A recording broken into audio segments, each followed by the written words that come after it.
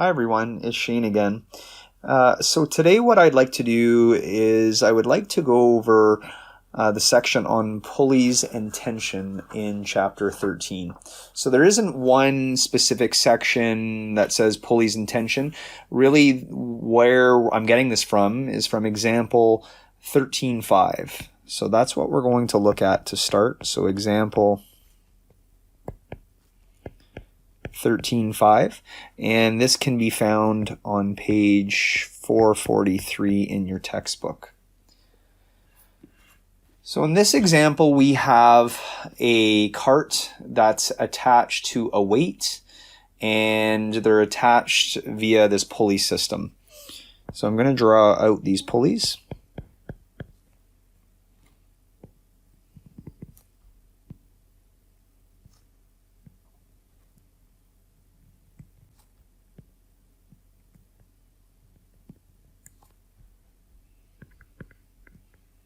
So here's our cart, and that cart is on wheels, and the bottom pulley there is attached to weight A. So this is weight A, and that cart, we'll call that B. The mass, so we'll say M sub A. So mass for A is 10 kilograms. And the mass for B, or M sub B, is equal to 25 kilograms. So this question looks quite a bit different than the example that I went over in the previous video. In that video, we just looked at some external forces on a box. In this case, we have a weight, which we would see, say, in box A. And due to gravity, this box will obviously try to move this whole system downwards. And since B probably doesn't have any real friction to it, it's just on wheels, right? So it will roll as well. It's going to roll to the left while A is going to accelerate downwards due to gravity.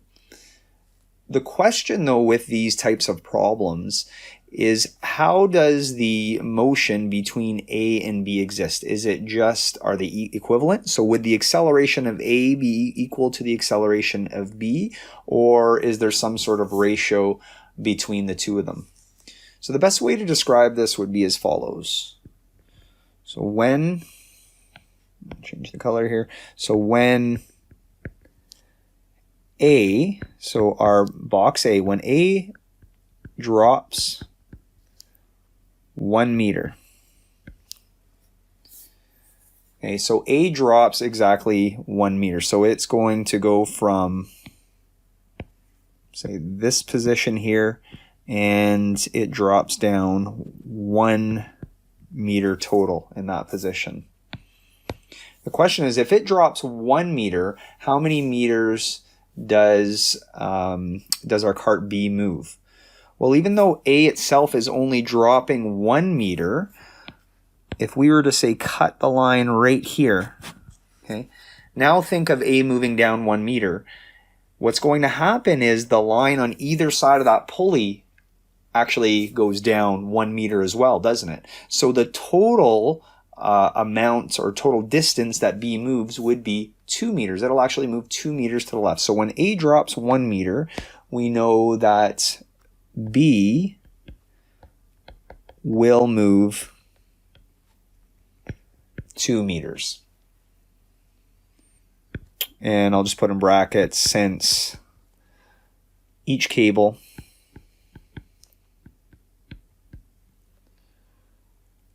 at A lengthens by 1 meter each. Okay. So what does that really mean for acceleration? Well, as a result,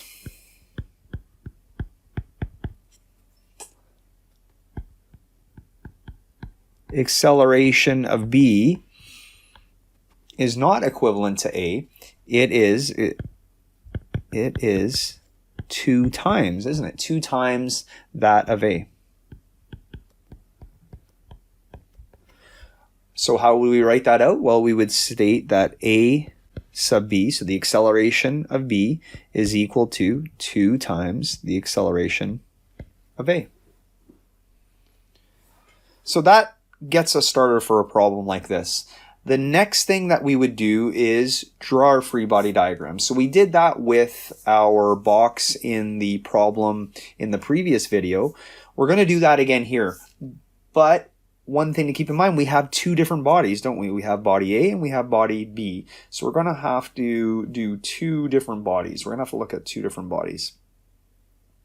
So let's start with really what well, you can say there's a lot known for A, there's a lot known for B. That is true. Let's just start with A, and if we don't have enough information, then we'll know that right away, and then we'll move to B. So we're going to start with free body diagram number 1.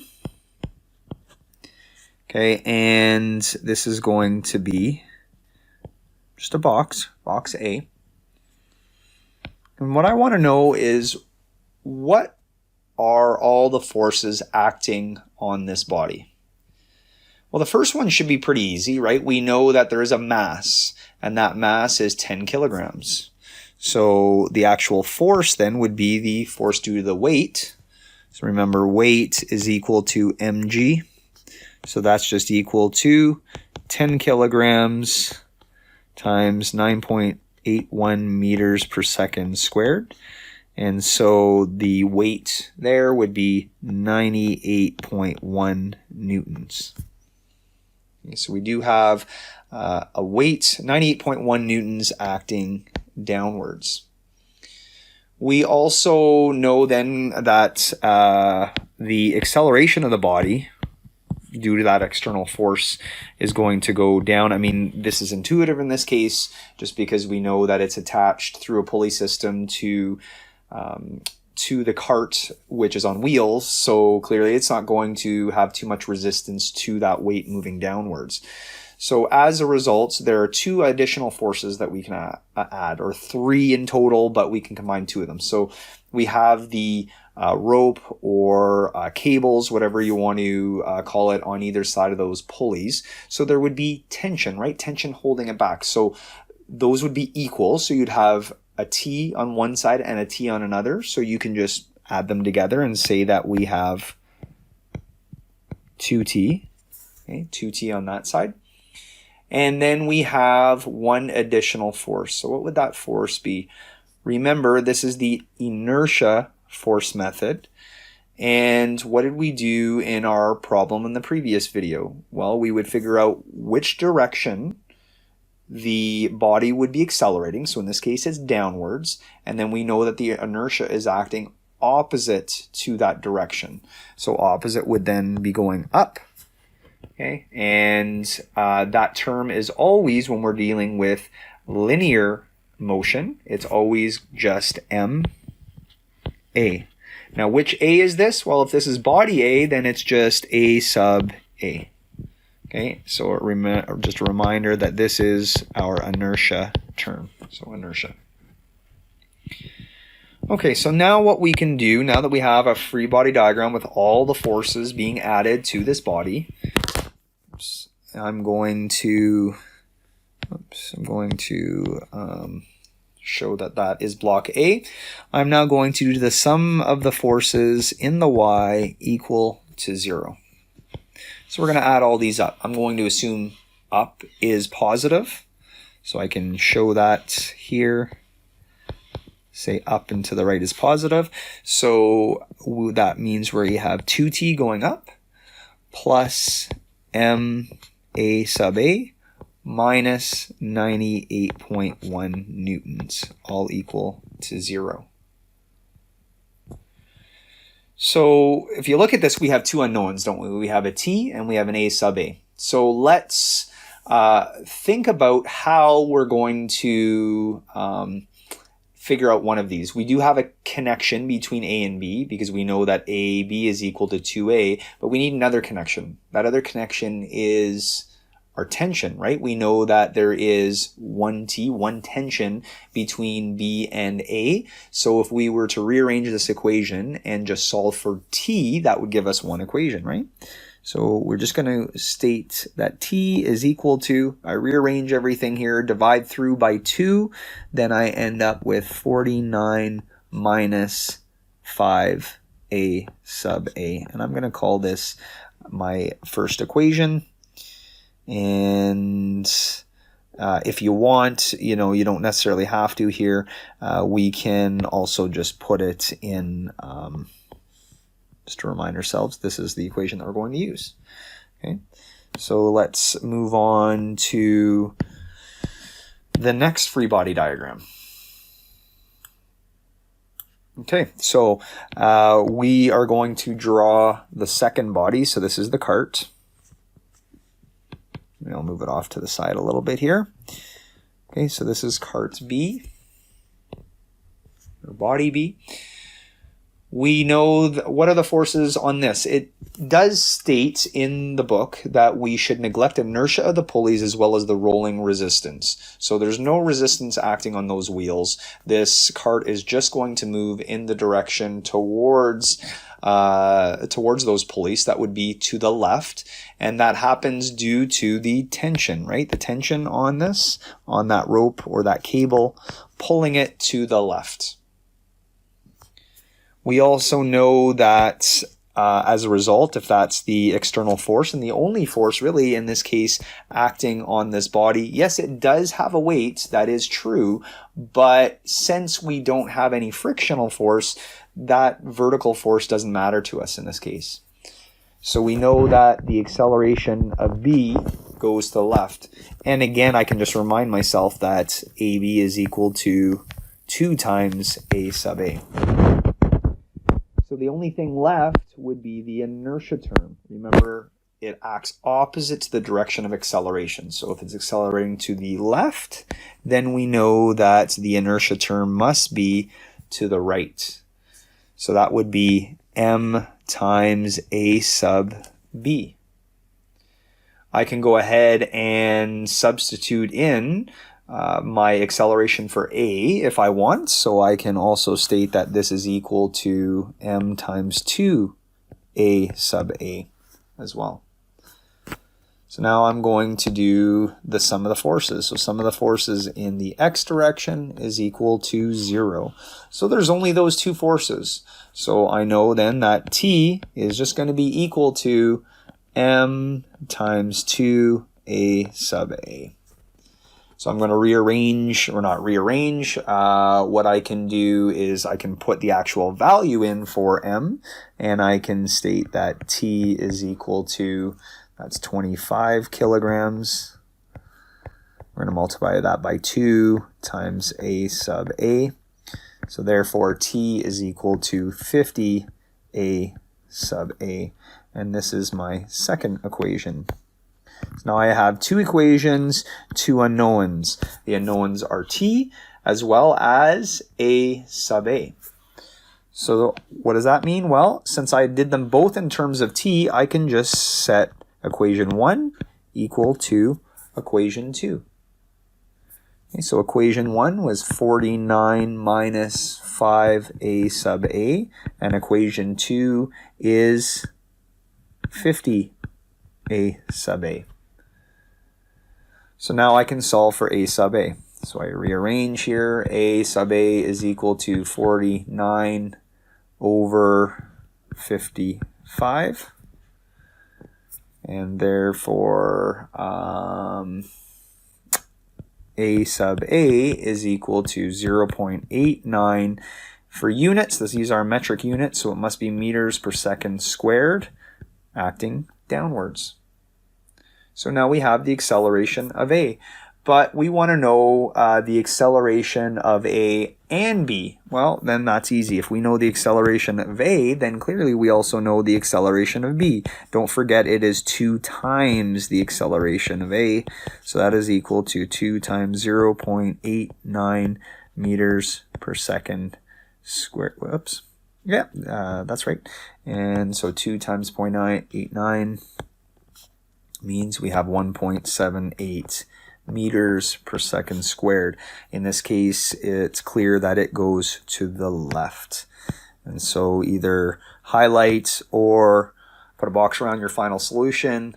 There we have it, our acceleration of A, our acceleration of B. A very different problem than what we did before. The key here, though, is first making sure that you're aware of how those bodies accelerate with respect to each other. They could be direct. It really depends on the pulleys. And that's first of all. Second of all, making sure that you draw your free body diagrams and include that inertia term. So next, what I'm going to do is I'm going to look at a good example from one of the practice problems at the end of the chapter. The practice problem we're going to look at now is number 1320. So 1320. And this can be found on page 458. So the great thing about this question is it involves two aspects of the questions that we've discussed before. The first is the fact that there is a pulley. The second is that we have this box that's on an incline. So I didn't show you how to do that in the first video, and I haven't shown you how to do that in the second video yet. However, I did ask you to try the practice problem 13.2, as well as go over the example problem earlier in the chapter, both of which show you how to solve, get you how to solve a box on an incline. So that's what I'm going to do now for 1320. So if you've had problems so far figuring out exactly how that works, then hopefully this practice problem will help clarify maybe some of those issues. So I'm going to recreate the drawing that is provided in the textbook for 1320. So what we have is this pulley kind of up on an angle. And then we have a box that's on this incline. So the pulley is found right here, and it connects a box, and we're going to call that box A. It connects that box to box B on the slope here, and so I'll call that box B. And box B will have a mass, so M sub B equal to 100 kilograms. We also know that the coefficient of friction is given, so I'm going to show that right here as mu. And it does give two frictions. It gives one for kinetic, so that's 0.25, and it gives one for static, so mu, we'll call that mu s at 0.3. So remember, I did say in the previous video that typically your static coefficient of friction will be higher, and that's just, again, think about pushing an object that is sitting on a surface. It feels harder to get it going, but once it's going, it doesn't seem like it takes quite as much force. So that's the kind of the idea behind that one there. And all right, so we have mu k, mu s. What else is given? We know that the angle here, it's a 3-4 triangle, and so what I'm going to do here is I will just show the actual angle in here, and that would be 37 degrees. So it doesn't say that, but I mean, you can figure that out. And what else? So it says determine the acceleration of mass A if it has a mass of 30 kilograms and a mass of 50 kilograms. So I will write out the question. So determine the acceleration of mass A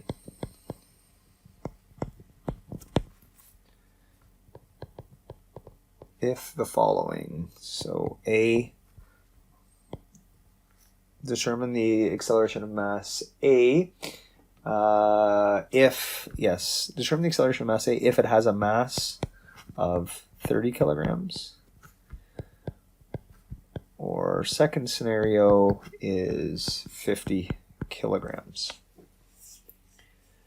Okay, so the first thing that we're going to do is look at the pulleys, just like we did in the previous problem.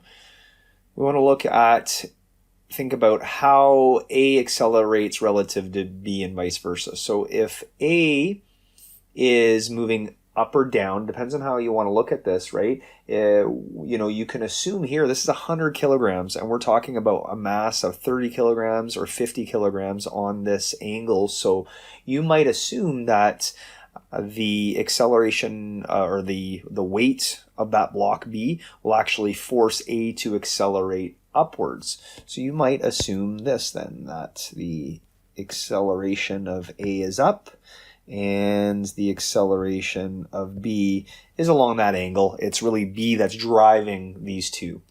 Now it's only that one pulley that's linked, so you know that if B moves down that slope, say 1 meter, then block A is also moving at only 1 meter. And as a result, we know then that the acceleration of A is equal to the acceleration of B, and that's just equal to, you could say, just the acceleration. You can use one or the other. We'll just say they're equivalent, so we're just going to call that A and not differentiate between the two of them. So let's look at the first example where MA is equal to 30 kilograms. First thing we do, we want to make a free body diagram. We're going to do that for the 30 kilogram mass.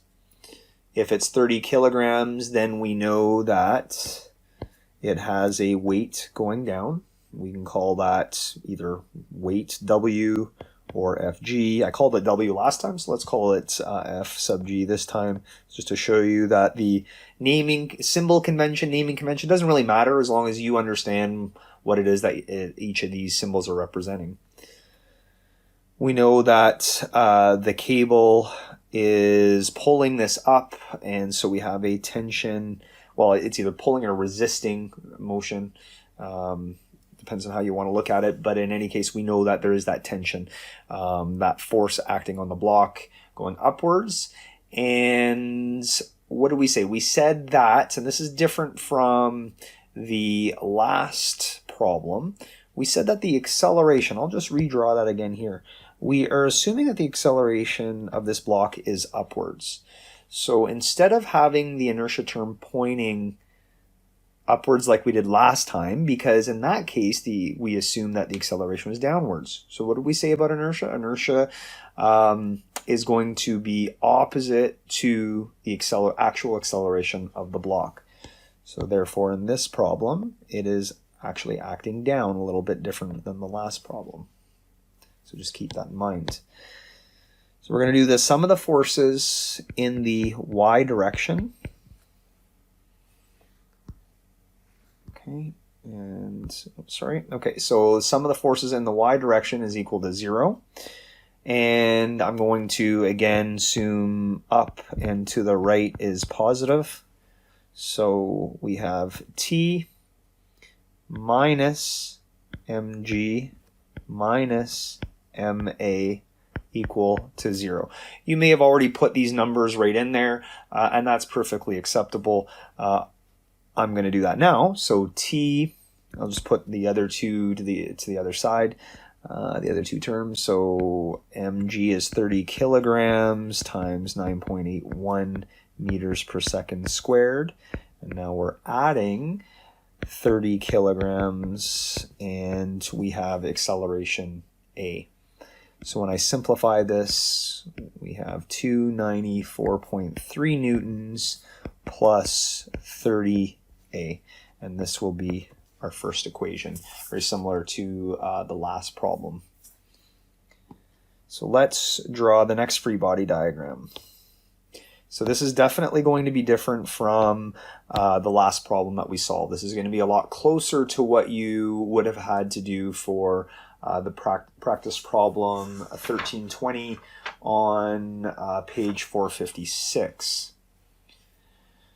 So you could draw everything at an angle, and maybe that's what you did. But what I find a lot easier is why not draw everything horizontal and vertically? That's what we're used to. So that's what I'm going to do. I'm going to redraw this block. Okay, just with our typical horizontal vertical orientation instead of at some angle. A lot easier to look at, right? But now we're going to adjust the axis for some of these terms, right? So yes, this is at, this is at 90 degrees to the horizontal vertical here. We then know that the weight would be equal to mg. That is acting at an angle. That angle, if we go back to our figure, is at 37 degrees, right? Think about this. So I'll draw that right on here just so that you can see. The weight of this object would be acting downwards here, right? This is weight W, or like we had before, F sub G. So why don't we redraw that exactly like this, except we're just tilting everything 37 degrees. So the equivalent of this would be like this, where FG is equal to mg. And this is at an angle of 37 degrees. So that's one force acting on this object. It's not vertical or horizontal, but we will look at that in a minute. What other forces do we have, vertical or horizontal in this case?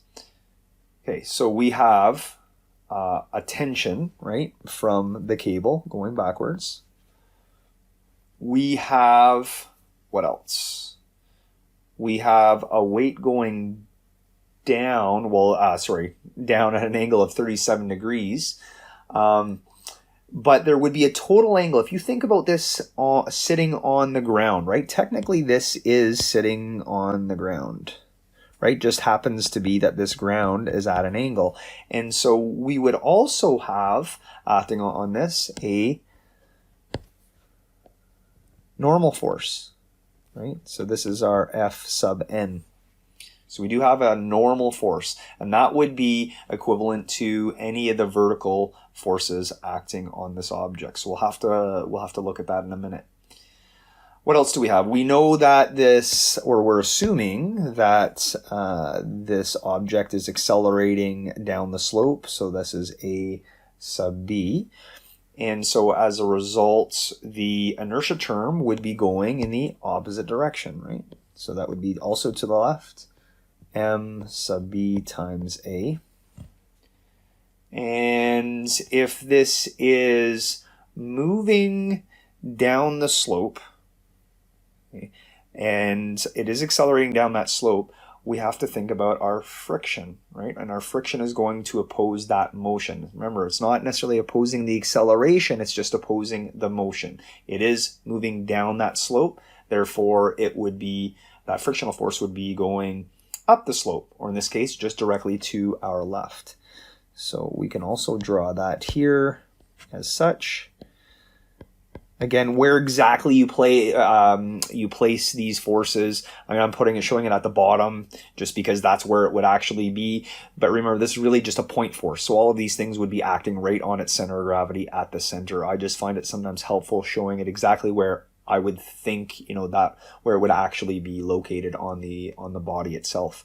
So this is F sub F, and remember that the equation for the friction factor is mu times Fn. Okay. Now we're still not quite done, because while we do have horizontal and vertical forces, we are missing the components of that weight, the Fg equals mg. So we do have to make sure we include those in here as well. So while Fn is going up, we have another force going down, and that would be the component of Fg, its vertical component, and then we have a horizontal component as well. And you can either call this Fgx and Fgy, or you can just put in the cosine and sines right off the bat. That is totally up to you. And if this is confusing, that Fgy, then I will show that right now. So all I mean is Fg sub y is equal to, that's the vertical component of mg, and so it would be mg cosine 37 degrees, whereas our fgx is equal to mg sine 37 degrees. Okay, it's just the two components there.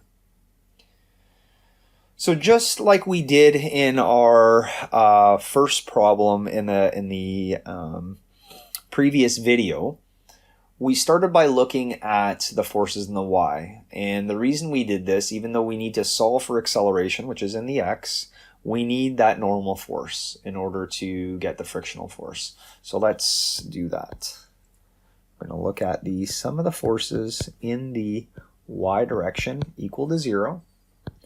So what are all the forces in that direction? In fact, there are only two of them. We can say that Fn, we're assuming it's up, is positive. We're just going to set that equal to the only other force, which is acting in the opposite direction. That's the Fgy, or mg cosine 37 degrees. So if we just put those values in there, m is 100 kilograms, g is 9.81 meters per second squared, times cosine 37 degrees. So Fn we can actually solve for, and we should get 783.5 newtons. Now we can do the sum of the forces in the x direction. We set that equal to 0. We're going to now take all of the horizontal components now.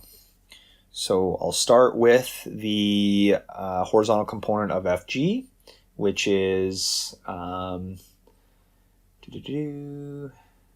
depends on how you want to do this. I'm going to just assume, again, it's always good to assume right off the bat what your positive and negative directions are. So I'm just showing that on top of the block, so up and to the right.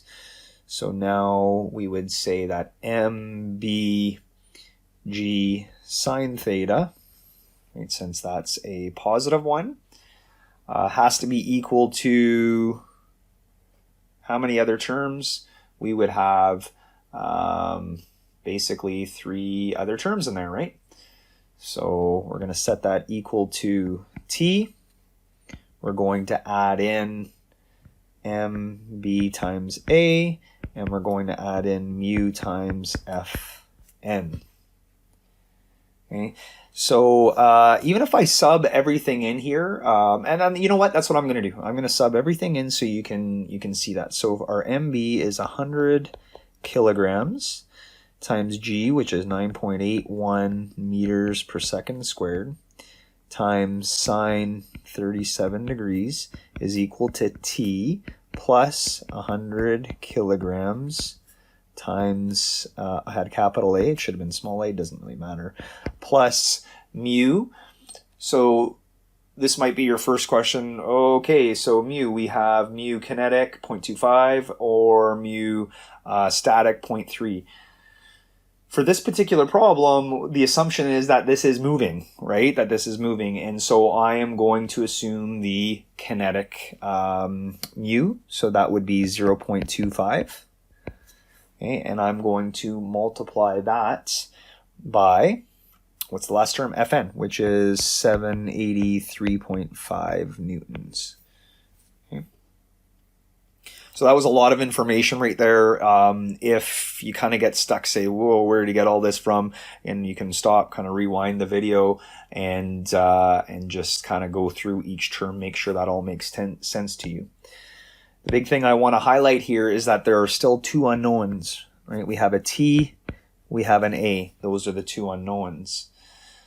We did get an equation for T though, so I'm just going to go back one slide, and we see that T is equal to 294.3 newtons plus 30A. Remember, A, whether it's A for body A or A for body B, they're the same thing. That's why we had said we're just going to call it A. So let's sub that into the equation. So you can start to simplify all of this if you like, just to kind of keep it simple for you. I'm not going to quite get there yet. I'm going to rewrite it all again. So sine 37 degrees. Now I'm going to break that T up. right? I'm going to show the 290, whoops, that would be a 3, 294.3 plus 30a. That's all the t term right there. And then I'm going to add 100a plus 0.25 times 783.5 newtons. So again, you can see all the terms there. We are down to two unknowns. They're the same unknown though, so we're going to add those together and divide through. It'll be 30a plus 100 will be 130a. Bring everything to the other side and then divide through by that 130. And we get a value of a equal to 0.76 meters per second squared. Now, that is the acceleration. You do want to make sure, though, that you break this up, right? Because it may ask you specifically what are the accelerations for each. And in fact, that's what it says, right? We go back, determine the acceleration of mass A. It does, in this case, it doesn't say both. It just says mass A. So we can say that it is A sub A, and it is going, since all of our assumptions held true, we didn't get any negative values, we do know, in fact, that it is moving up. Okay, so what I'm going to do, I'm going to stop it there, and I would encourage you to solve the second part of this problem. So in the first part, I assumed a mass for A equivalent to 30 kilograms. Now we're going to assume a mass of A equal to 50 kilograms. So if you solve this problem, what do you get? If you find that you get a negative value, think about what that could possibly mean. Okay, so you might automatically assume, okay, well, that means then that it's actually pulling down weight B. And while that is true, that could be true, part of the problem here, though, is that mu value, right? Because in the first one, we assumed, oh, yeah, it's moving, no problem with B. But if in the second part you find, oh, no, it might be a lot closer to the actual, that sort of tug and pull here, then you might have to actually assume mu s, especially if you get a negative value. So in fact, you'd have to solve it again for mu s.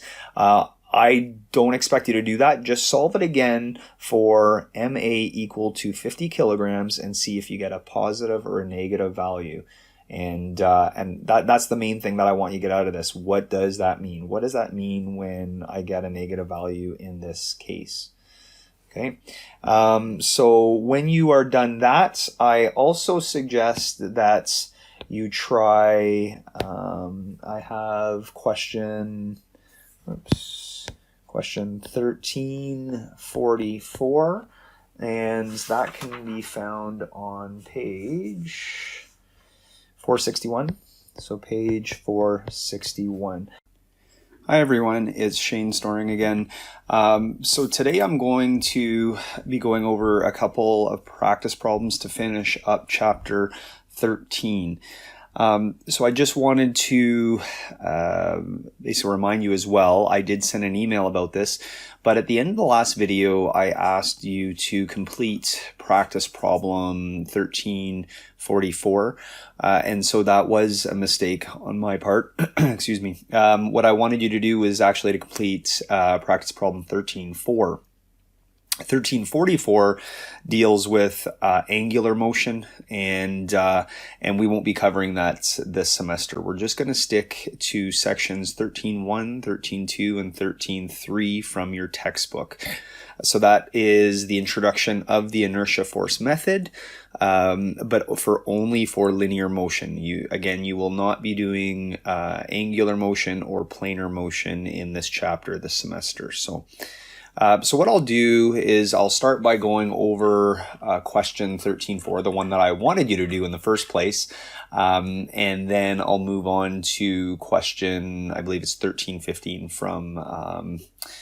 from the end of that chapter.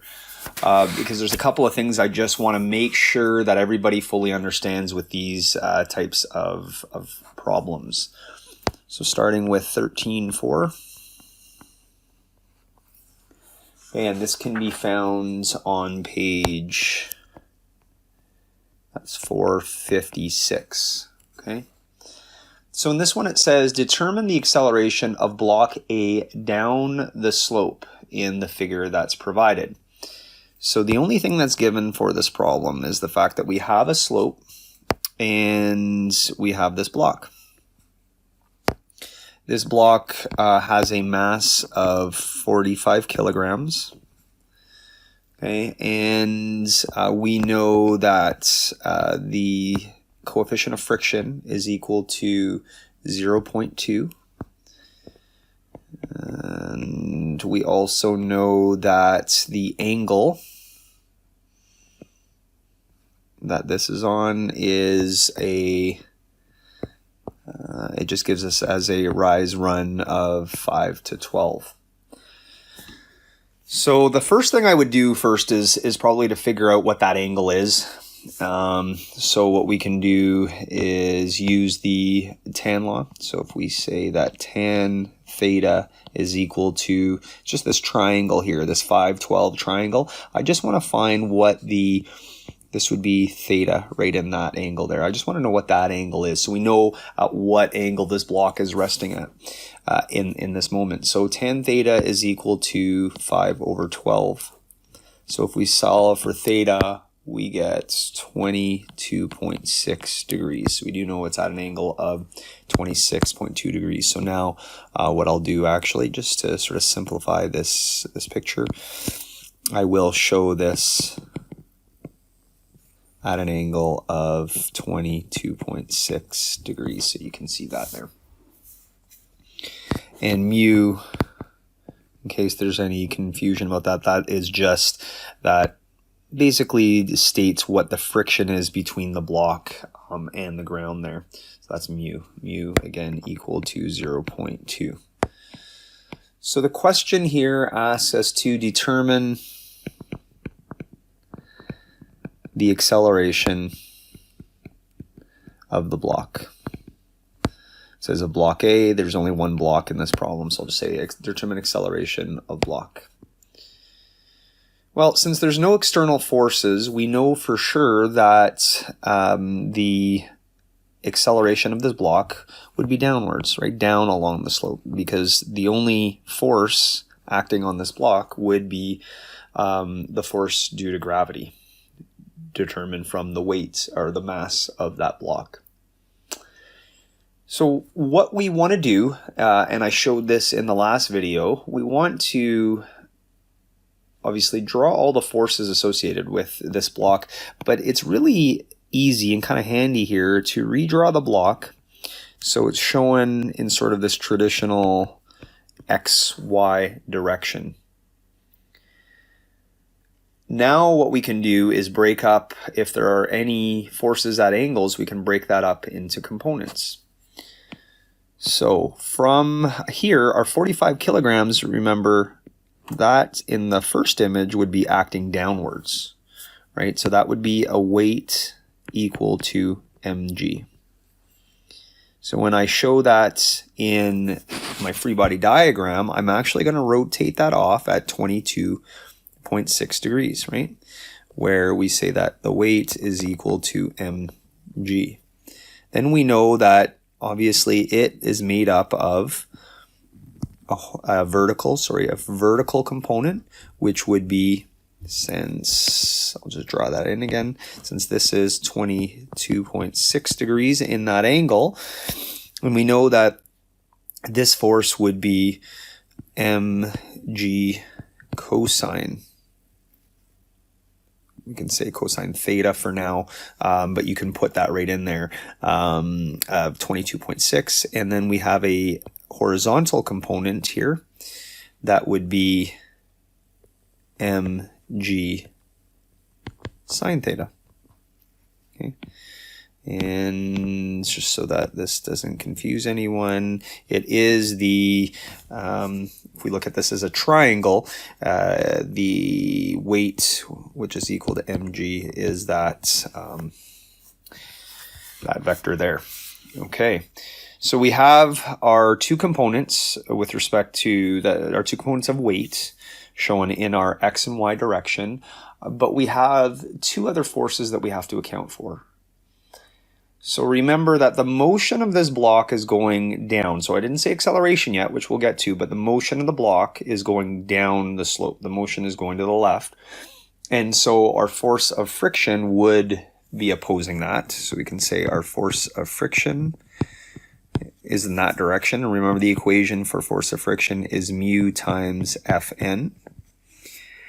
And now again, I'll look at acceleration. Acceleration in this free body diagram would be going to the left. And so our inertia term always opposes the direction of acceleration. So it as well would be going from left to right. And the term for inertia is ma, just ma. Now, we are missing one more force, and that would be Fn. Right? So Fn acts in what direction? Well, that's the vertical direction here in this diagram here. This is the force that is being acted from, goes from the, remember, it's the reaction force from the ground to the block. Okay, so it acts upwards. You can show it like this if you want, or just to kind of keep this clean. Again, doesn't really matter. I can show it acting up here like this. So there's my Fn. Now I have all the forces shown on here. I can start by doing the sum of the forces. So sum of the forces, I want to start in the y direction again, just like we've done in previous problems. And that's because, yes, ultimately we need to determine the acceleration, which is in the x, but the only way to do that is to figure out the normal force so that we can sub that into our frictional force equation there. So there's only two forces in this vertical direction. So we know that, again, to be consistent, I will say that up and to the right, those are my positive directions. So Fn minus mg cosine theta is equal to 0. So as I've said repeatedly in previous chapters, like when we did projectiles, and again in this chapter, you are only doing vertical forces together and then only doing horizontal forces. So I don't want to see you trying to do forces that are at angles. This is why we break those angled forces up into components. So Fn is equal to mg cosine theta. Now some of you might say, well, we have an m, we know what g is, 9.81 meters per second squared, and we have a theta, so we can solve. And that is true. You could just put the number in here. So I'm just going to go through this problem and keep everything generic and then sub in all my values at the end. If you prefer to sub in the values right from the beginning, then feel free to do so. That's totally up to you. So I'm going to do now the forces, some of the forces in the x equal to 0. Again, my up and to the right is positive. I won't show that again. But now I'm just going to look at my horizontal forces that are involved here. So I know then that MA is to the right, and that's positive. And we're going to add mu Fn. That's positive. And what else do we have? And we have one more, which is the negative mg sine theta, and that's all equal to 0. So those are the three terms. So take a look at that. There are only three horizontal terms here: ma, force of friction, and mg sine theta. We want to solve for a. So we want to take those two terms, mu Fn and mg sine theta, and bring it to the other side. So ma is equal to mg sine theta minus mu Fn. And now we can also, if you want, take, well, we can sub in for Fn. So we know that ma is equal to mg sine theta minus mu. And what do we say Fn is? It is mg cosine theta. Now you see that we also have m in all three terms. So if we were to divide through by m, then we get A is equal to G sine theta minus mu G cos theta. Okay, so now you can take all your values now, or maybe you've already done this up to this point, that's fine too. So A is equal to 9.81 meters per second squared, sine 22.6 minus 0.2 times 9.81 meters per second squared times cosine 22.6. Okay, and when you solve for this, you should get, I'll just do it over here, A is equal to 1.94 meters per second squared at an angle. Remember, it's the same direction as our, well, down the slope here. So you can show it here relative to the vertical if you want at 22.6 degrees. Now either, especially in a case like this where I kind of went all over the place, highlight it or put a box around your final solution. I would suggest if you are writing this on a piece of paper, please just go to the next side of the page for that. So I hope that one makes sense. It's just another example of a block on a slope, and taking into account all the forces. In this case, it's great because there's only really the one force initially that we see of 45 kilograms, but you got to remember there's force of friction due to that, and there's the inertia term, and then of course the weight itself has to be broken up into x and y components.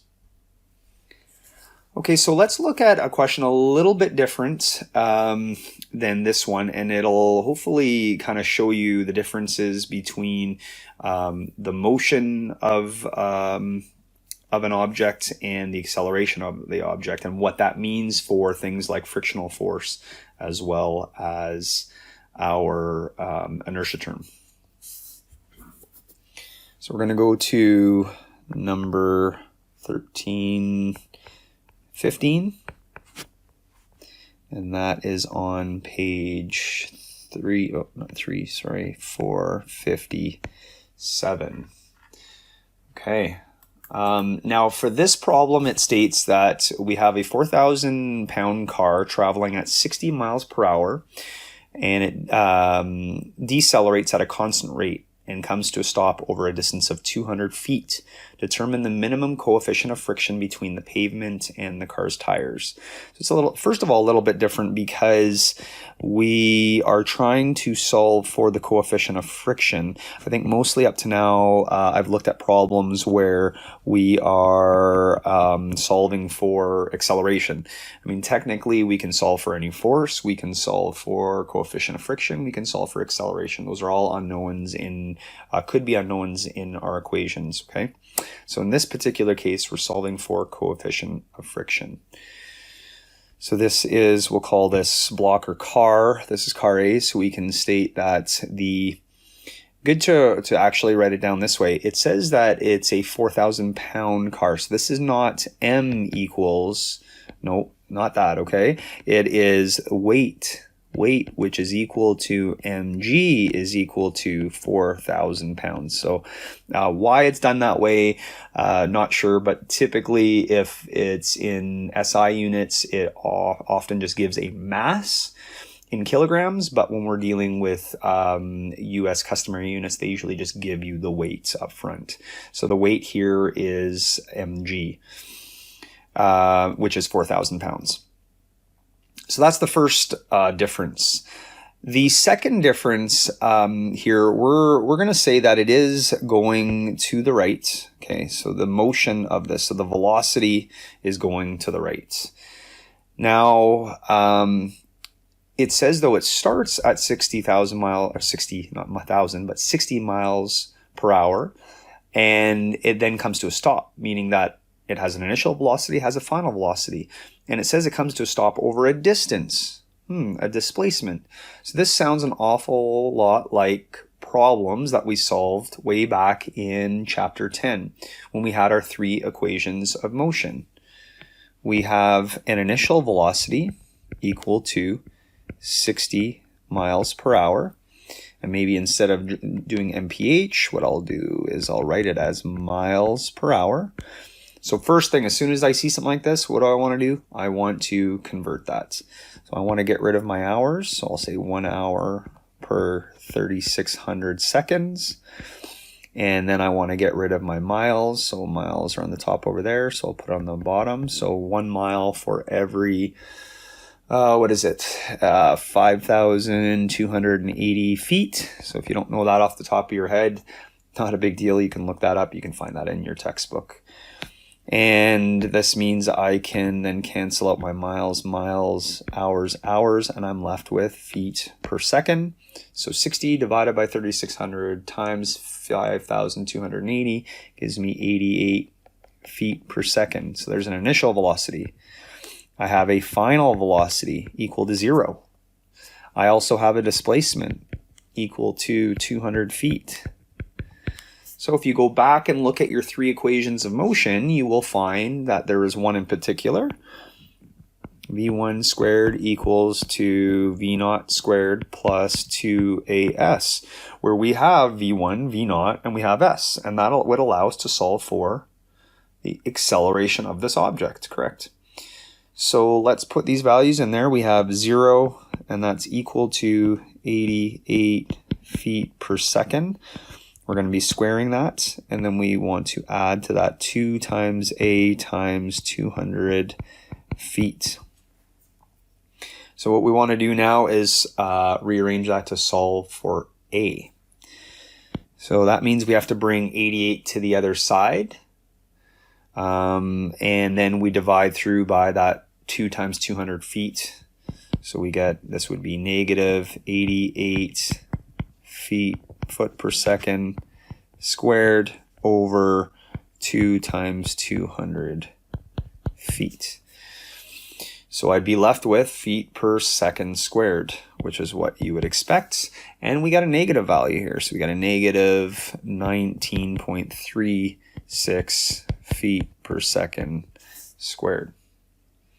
So all that's telling us is that while the velocity is to the right, the acceleration then is therefore to the left.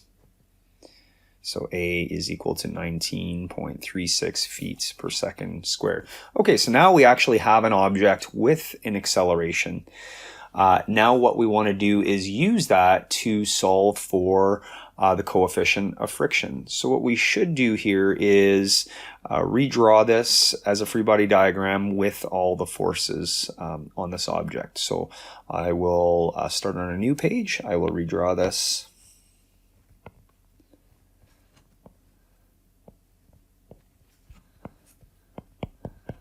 Okay, and what we do know is this. We know that the weight of the object, so weight equal to 4,000 pounds, right? We also know then that the normal force, well, it would be in that direction. We said that the velocity is to the right, but the acceleration is to the left because it's decelerating. So now the question is, how do the other forces, which direction do the other forces act? We have, well, let's start with velocity. If that object, the vehicle here, is moving to the right, it is trying to stop, right? It is trying to stop. It is still moving to the right, but it is stopping. That means the force of friction, in order to create that stop, is going to be going to the left. So our force of friction acts in this direction. And remember, that's mu times Fn. And because our acceleration is acting to the left, that means our inertia term has to act opposite to that. So that would be ma. Okay, so now we're going to do the sum of the forces in the y. equal to 0. So that just means then that Fn would be equal to 4,000 pounds because there's no other external forces or no forces acting at angles. So that's it. 4,000 pounds is our normal force. Easy for that. So the sum of the forces in the x direction equal to 0. And basically what that is stating then is we just have the two of them. It's showing then that the MA is equal to the other force, which is mu Fn. We want to solve for mu, so technically mu would then be equal to MA over Fn. So we can put that in. What is the mass, though, of this object? Remember, that's not 4,000 pounds. This is an easy mistake here. So before actually I answer that, why don't we, did I show it on the other slide? I did. We said that W is equal to mg equals 4,000 pounds, right up here at the top. So if I were to rearrange for that, I could say that m then instead is equal to W over g, which is equal to 4,000 pounds over not 9.81, but 32.2 feet per second squared. That is your m value. Okay, so that's what I'm going to put in my equation here. I'm going to say that 4,000 pounds divided by 32.2 feet per second squared. We're going to multiply that by our acceleration of 19.36 feet per second squared. And then we're going to divide through by the 4,000 pounds. And when you do that, we get mu is equal to, in fact, you can actually see here that the 4,000 pounds actually cancel out. So you're just really left with 19.36 feet per second squared divided by 32.2 feet per second squared, which is good because that means it's unitless, which is the case for mu. And its value is 0.6. No direction, no units. Remember, coefficient of friction will be somewhere between 0 and 1. So obviously if, say, this was on ice and the stopping distance is extended even further, then that mu value would come down. Or say it's a really tacky type surface, your stopping distance would probably be much shorter, and so that mu value would increase, but it'll never be greater than 1.